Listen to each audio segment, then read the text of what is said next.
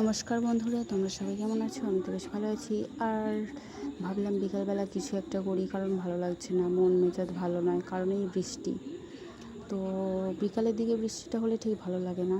তাই বড়মশাইকে বললাম যে চলো আজকে বিকালবেলা শুধু শুধু মুড়িটা খাবো, চা খাবো, চলো তার সাথে তাহলে কিছু ভেজে নেওয়া যাক। তো তার সাথে একটু পেঁয়াজি ভেজে নিলাম, আর একটু ভাবলাম সিনেমেটিক পোজে একটু মুড়িটা ফেলবো, কিন্তু সেটাও পারলাম না, কারণ এইসবে শিখছি, আস্তে আস্তে হবে, এটাই ভাবলাম। চলো, তো তারপর ছোলা দিয়ে দিলাম মুড়ির উপর।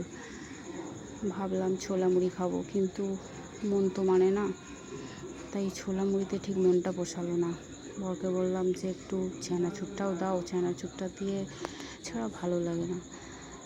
আর তার উপর দিয়ে দিলাম চানাচুর, ব্যাস রেডি। তার সাথে গরম গরম চা, জাস্ট আমাদের বিকালবেলাটা জমে গেল। এরকম কার কার ভালো লাগে আমাকে একটু কমেন্টে জানিও।